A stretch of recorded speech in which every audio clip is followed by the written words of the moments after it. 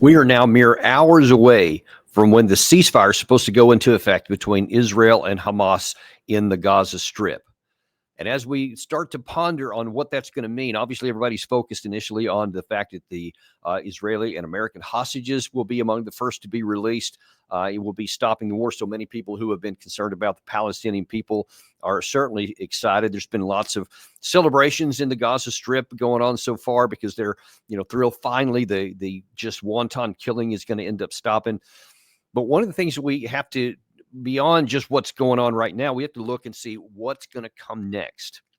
What has been the results of this? Has it been good for the Middle East? Has it been good for Israel? Has it been bad for Israel? What's likely to come from this? Because anytime you use military force, the idea is it's supposed to improve your situation. Ideally, rationally, even logically, you should not use military force and lethal power unless doing so is going to improve whatever the condition in the situation you have at the moment is. Now, obviously, this current phase of the war, this explosion happened following the events of October 7th, 2023, when some Hamas terrorists broke out of what's effectively an open-air prison in Gaza, and they made an attack onto a number of Israeli military and then subsequently civilian targets, ultimately killing over 1,000 civilians and a couple of hundred, I think, military personnel on that day. And in response, like any nation would, Israel retaliated and responded. Now, as I was saying at the very beginning of this war, it matters how Israel responds to that attack. Nobody on the planet could say Israel didn't have justification to respond to what happened. I was certainly saying that they did. But I also said it matters a great deal how. As a matter of fact, about a month into the war, a little over a month, I was on CNN and was asked what I thought about what the objectives were that the Israeli side had set and what they were doing to try to accomplish this. And even in that early days, I said, something ain't right. I mean, and that's a great question for you, Colonel Davis. What do you see as the imperatives for the Israeli military in any southern campaign in Gaza? Well, I think the big issue with Israel is they got to figure out what is their objective, what is their political outcome. You're using military power to achieve a political outcome. Now, they've said the elimination of Netanyahu Hamas. says the elimination of Hamas so that he can bring peace to Israel. What he's doing with military will not bring that peace. I've seen it myself in Afghanistan several times, to where the more Taliban you kill, the more the enemy, the more you make, especially when you're killing so many people. And we think we've seen a lot of people killed now. When you get into the southern part where now almost 2 million people are squashed, the casualties can go even higher. Now, that honestly was not any kind of exceptional analysis that's like, wow, what a brilliant insight. It was just said, here's the basic fundamentals. This is how war works.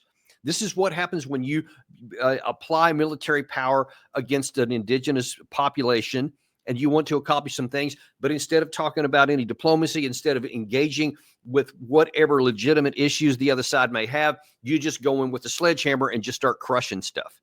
That almost never, ever works. And so I had personally observed that through my time in both Iraq and Afghanistan, and the study of despite my personal combat deployments in both of those locations. And it was self-evident that's how it's going to work out. I mean, what people on the earth are going to be killed by a superior military force and just capitulate and just lay down and say, yeah, okay, all right, whatever you say is going to be fine. I mean, obviously, that was a lot of that had been building up in the summer of 2023 prior to October 7th. And because of all the suppression in the military force that had been used before it, that turned into an explosion then. So it was really, in my mind, self-evident that what Israel was doing was not going to work. Now, obviously, at the time, very few people took that position. In fact, almost nobody did. They said, nope, October 7th gives Israel the right to defend itself. I heard that phrase 1,000 times. And certainly you heard, I mean, we've shown many times in the, whatever it is, I think 15, 16 months since this war started, Netanyahu telling everybody that, no, we are going to complete and total victory. We're going to destroy Hamas. They will never be allowed to stay in that place again. All these things he kept telling us over and over. It was going to happen, even when the months just kept going and the hostages, other than one hostage release phase that we did have, they never followed that up. There were plenty of opportunities. Again, I routinely said that the Israel could have a hostage deal anytime it wanted to. Even if they gave 10, 20, 100 hostages for one, it wouldn't make any difference because they're just going to go into the Gaza Strip where they're still cut off anyway. They're basically still going back into that prison. So Israel would have given up almost nothing to get its hostages back. That's something that I think that history is going to be very bad and unpleasant and unkind to the Netanyahu and the Biden administration, because a hostage deal could have been reached. The same one that's being reached now could have been reached early in the war. There's very little difference between what they're doing now and what they were doing then. The big difference is that a whole lot of people have been killed, tens of thousands of them. The official number, I think, right now is 46,000 Palestinian people have been killed, the vast majority women and children and people over the age of 65. The Lancet, the British medical journal, says that number is probably closer to well over 100,000 dead, which is ironic that people say they don't believe the Hamas numbers, the Gaza Strip numbers that are coming out of what they call the Hamas medical services or whatever. They say, well, they're exaggerating. Well, it turns out that they're apparently undercounting by half what the actual number is. But of course, we've seen, and we've shown on this channel, the virtual destruction of the Gaza Strip in terms of its ability to sustain life. The idea was that they were going to destroy Hamas. And you remember, I think it was, it was probably close to 8 or 9 months ago that Netanyahu said that they're down to only 4 battalions left. We just got to get those last 4 battalions, and then everything's going to be fine. And then we're going to end up winning. That's when they said they had to go into Rafah in the south. Well, they went into Rafah in the south. Did you ever hear Netanyahu mention those battalions anymore?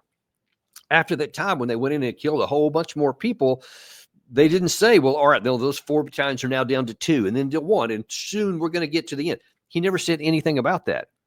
It's funny that no one in the Western media ever questioned him again. No one ever went back to say, hey, about those 4 battalions and the now tens of thousands of bombs you've dropped in between now and then, what's the number now? Instead, they kind of went back to the beginning, up into the Gaza City in the north, and again started just this methodical wiping out of the infrastructure that's going south, killing people by the day.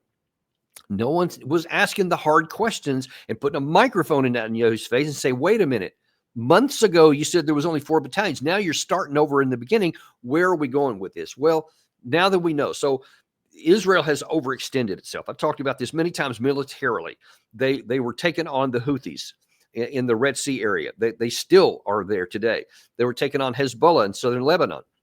They got a ceasefire there, and I told you at that time that was because Israel had overextended itself, and their military was starting to fray at the edges, especially their reserve force, because that's kind of how their military is set up, to primarily rely on reserve forces to surge in time of war, but they keep a relatively small number of active troops. But now, because the war had been going on for so long, they were starting to get people that not showing up for reserve duty because they were so tired of it. Some of them have been called up 2 and 3 times. They're losing businesses. Their lives are being disrupted. And a lot of them see this is a no-win situation. You can't kill your way to victory. Well, now then with this ceasefire here, it's the acknowledgement that this is not succeeding because people in the West, and especially the media, they want to keep going with what we've been doing to saying, hey, this is working. This is good. It's going to bring peace to Israel. Well, on Fox News the other day, a couple of days ago, I think it was, you had Naftali Bennett, who, of course, has been the biggest hawk, and he's been outspoken in trying to go and get the United States, the Biden administration before, and probably will still want the Trump administration to expand the war with them and to go and take out Iran.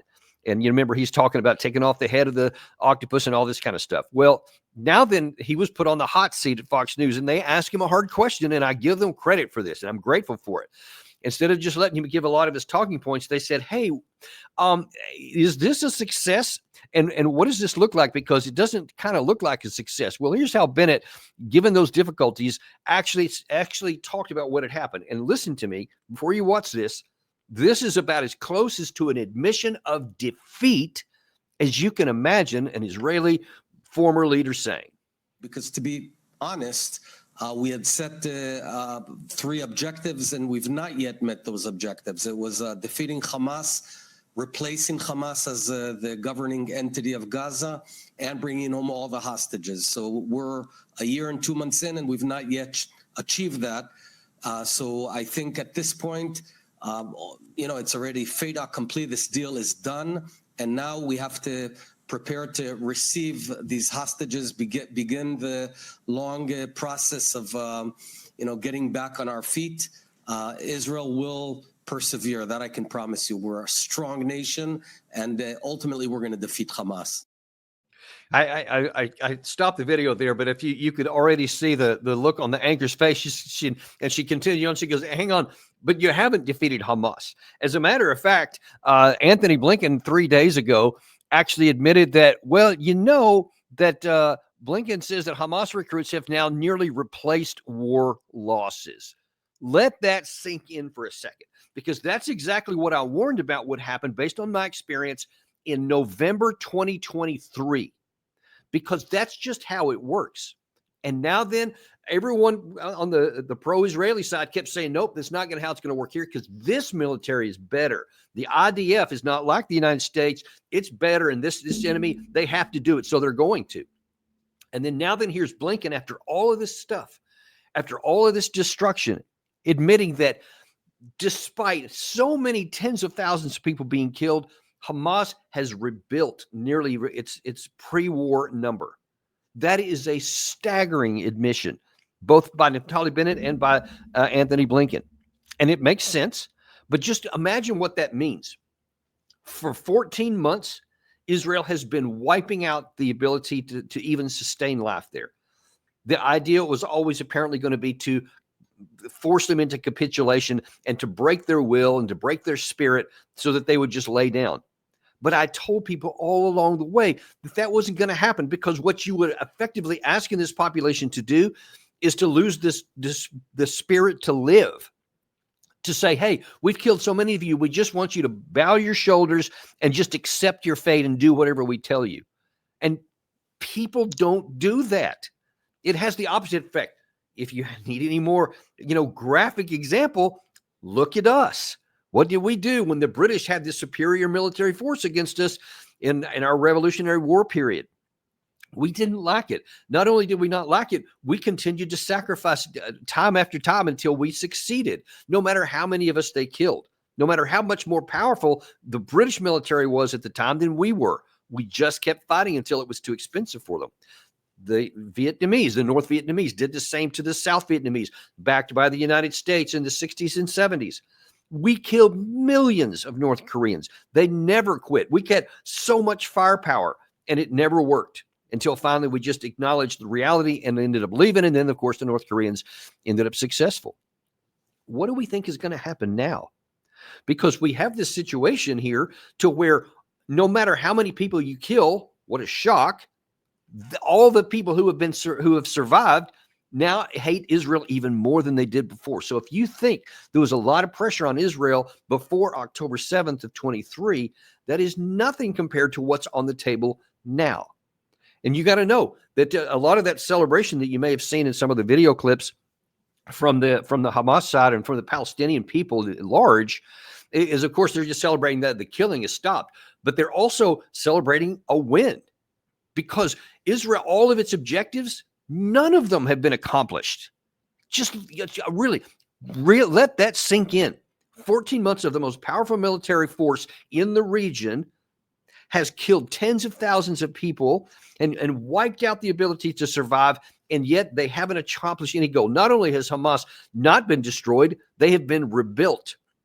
And now then, you have even more people hating you than did on October 7th of 23. So it's actually gone backwards. So, okay, and now then your own military has suffered. So the Israeli Defense Force itself is weaker than it was, because so many hundreds have been killed, thousands more have been wounded, and the fabric of the force itself is just worn out. The Israeli Defense Forces were designed for short, sharp wars of decision. That's what they were made for, and that's what they had done their whole time before this. I think prior to this operation here, the longest war they'd ever fought was 1 month in duration, their entire history. Now that it's 14 months with no end, and the northern border with Hezbollah Hezbollah wasn't defeated. They were just they were degraded. They were significantly degraded, but the bulk of their forces remains intact. All of their mentality remains intact. And since they got that ceasefire in the north, they've been in the process of rebuilding already. Who knows how long they may take before they feel like they can do anything in the future?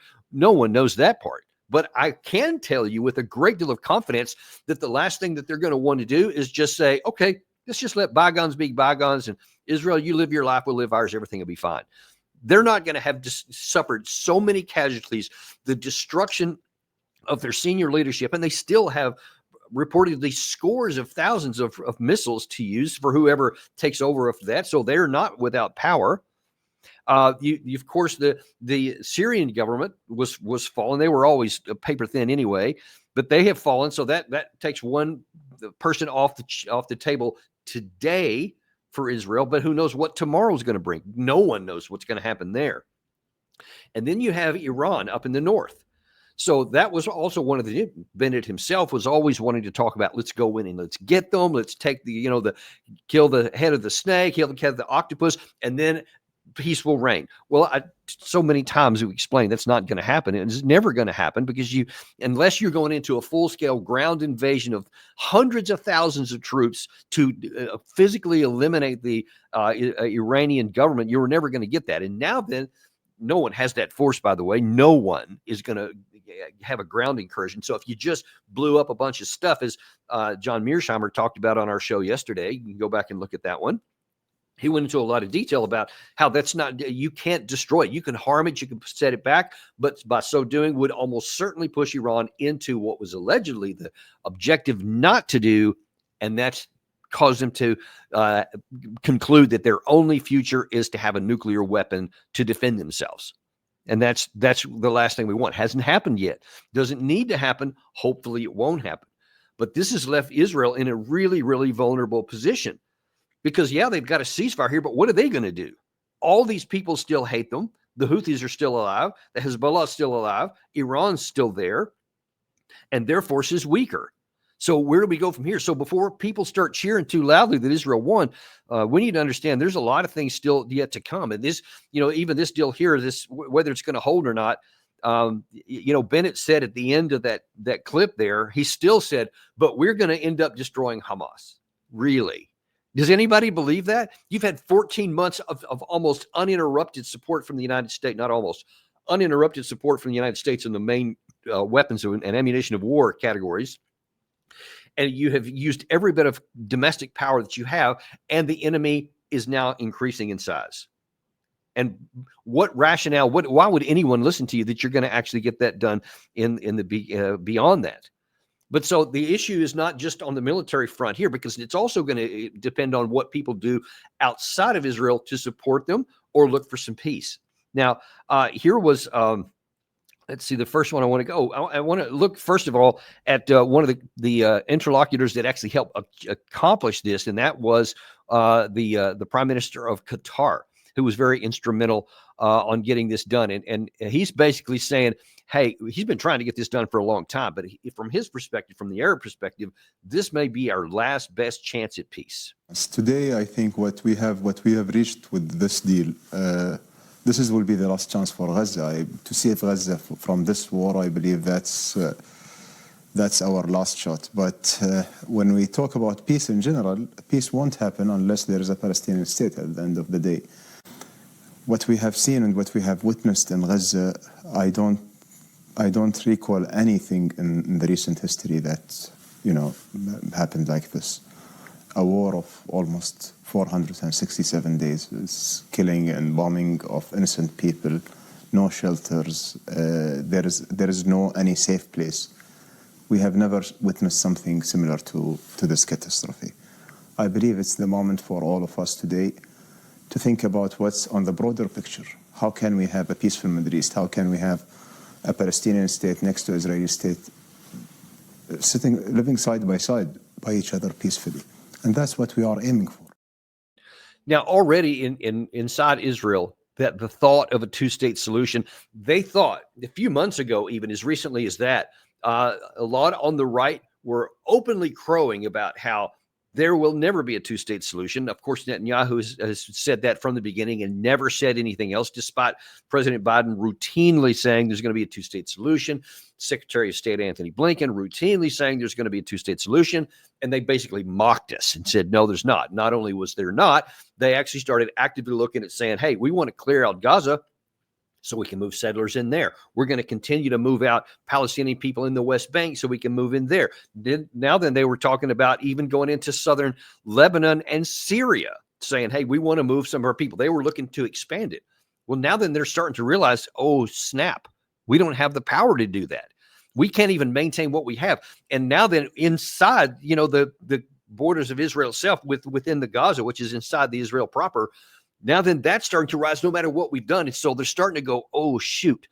Now it's starting to dawn on them they can't get it. Well, it's dawning on other people too.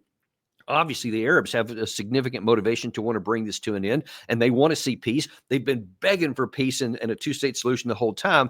But not only that, also the UK, who has been one of the biggest supporters of Israel, now then they're starting to have some second thoughts or some additional thoughts, maybe is a better way to put it.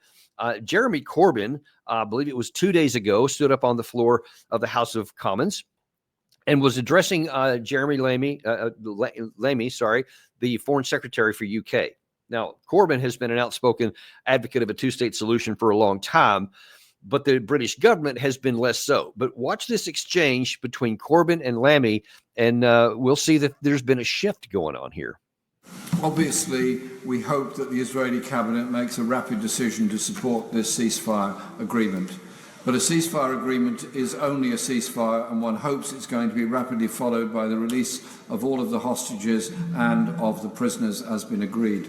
However, there have been some major developments over the past 2 years, particularly on the legal front, where the International Court of Justice has recognised acts of a genocidal nature have taken place and also called for Israeli withdrawal from the West Bank and an end to the settlement policy. Will the Foreign Secretary commit the British government to demanding that all of the ICJ recommendations are carried out and that Israel does have a programme of withdrawal from the West Bank and an end to the settlement policy? There cannot be any peace for the Palestinian people whilst they remain under occupation. They've suffered so much, they've lost so much, they've lost so many, and the mental scars of the people of Gaza are now going to be intergenerational. They're going to need a lot of support to get through this, and above all, international recognition of the state of Palestine. It is right and proper that international humanitarian law is followed, and it is right and proper that the international courts do their work. And let me also be clear that this government does not believe in illegal occupation, that this government is committed to two states. And let me repeat again, we cannot tolerate the violence. We cannot tolerate the expansion. Now, words are cheap. Doesn't mean anything if it doesn't follow with action after a while. But because of it was so popular in the entire Western world to just give a blank check to Netanyahu and let him do anything he wanted and to affirm everything he said, when all of these things came down with the ICJ, with the charges of genocide and all that, they just turned a blind eye and said, oh, no, not really. It's not. But now you see that those who have been arguing from the outset that that's exactly what it was, now then Netanyahu's in a little bit more wobbly state. So you see even at the official government level in the UK, they say, well, we are for international justice. This occupation can't go on, etc. Now, again, I say you can say whatever you want in that speech there, but it depends on what action it takes. But if Israel is starting to become exposed more and more people in the West are recognizing, I'm not going to back a losing side. I think that many in the West thought, well, Israel will prevail in this and they'll end up shutting down all of this war because they'll just have crushed them, Hamas, and destroyed them. They actually believed it was possible. So they're thinking that of course, Netanyahu and Israel will come out stronger on the other side. And so we'll just keep going. What we have is turning a blind eye to anything they do that we otherwise ourselves would condemn. Well, now then, all of a sudden, Netanyahu's looking a lot more vulnerable and people are recognizing, dude, you're not making it on any front here. You're setting yourself up for disaster everywhere. And so now then there may be more willingness to see the light, so to speak, and to do the right thing and to say, maybe we should hold people accountable for violating the international rules-based order that we otherwise want everybody else in the world to follow.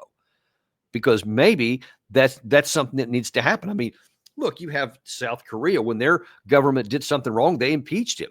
And I think he was arrested a couple of days ago. The people weren't going to stand for that. And I think that you're seeing more and more movement around the Western world, especially, desire for some kind of justice and hold people accountable when they do terrible things that harm their own populations or other populations. In this case, it's both. Israel is, I'll just categorically say it again. I said it in the first of that war, and I'll say it again here today. There is no military path to success for the Israeli side. It doesn't matter that in this case, unlike actually the Russia-Ukraine war, this time the side with the more power can't defeat its opponent who is weaker because it's a different kind of war. It's a literal survival war as opposed to the one in Russia, Ukraine, which can be negotiated and ended. This one, the Palestinian side is literally facing extermination.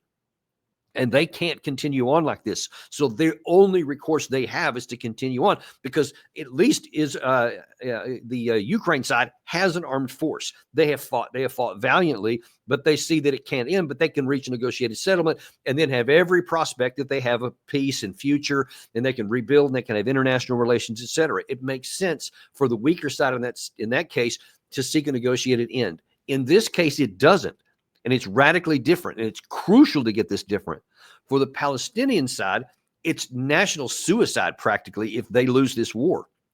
Like the North Vietnamese in the Vietnam War, they concluded that it was an existential fight, and there is no amount of casualties that they would fail to suffer if it meant eventually succeeding, because they felt it was an existential fight. And so that is the case here. And Israel has just embarked on this, something that it cannot succeed. The military for the IDF, as good as it is in terms of comparing it to anybody else in the region, unless you're willing to kill every Palestinian in Gaza and in the West Bank, and everyone who even calls themselves Hezbollah in the southern of Lebanon, and to destroy the Iranian regime, and by that we're talking tens of thousands of people, unless you're going to literally wipe out everyone, there is no military solution for Israel. What they're going to have to do is eat a lot of crow. They still have a great deal of power, so it's not like they're going to fall. They don't have to lose the war. They just have to stop conducting a stupid war that can't succeed. If Israel the Israeli government wants to protect its people, wants to get them, so they don't have to worry about terrorist attacks, etc., then they're going to have some kind of deal with the Palestinian people so that they also have a future and a hope. One of the things I said a lot during the first part of this war bears repeating now, because it is even more appropriate now. Unless there is a solution where both the Israeli people and the Palestinian people have some reason to hope for a future, then neither side will have peace. This will just continue going on decade after decade. It will never be resolved. Probably thousands of people will continue to get killed on both sides of the line. That's the harsh reality. This is another one of those cases. It doesn't matter what anybody wants, what they think, what they would prefer. It only matters what can be and what is. And there is a possibility, there is a path to at least get stability, to where at least there's the prospect that over time some of these wounds can be healed and that both sides have a chance to live in peace. That won't come in my generation, I doubt. I don't think that's even possible. But in subsequent generations, it is possible, as long as this generation has the political and the moral courage to start doing something that makes sense. In this cycle of violence, in this season of exceptional violence, and start working towards diplomacy. And that means people are going to have to hold their nose, take things that they don't want to take, live with things that they don't want to live with. Look, in the aftermath of World War II, there was incredible hatred between, especially the French and the Germans. Incredible hatred. But over generations, that it ended up subsiding. Now it's kind of a little bit in the background in some areas, but otherwise the French and Germans actually work quite a bit together. Something like that would be possible here, but only if there's the political will to start. If we don't, unlike in World War II, where there was a physical and military defeat of one side, and it was a complete capitulation of the German side. That started at then. This one doesn't have that prospect. The Palestinian sides are never going to militarily defeat Israel. So that means that Israel has to do the hard thing for its own benefit and future. And that is to start the clock now on a generational tick that could finally lead to stability, if not outright peace, much later on. That's where we are right now.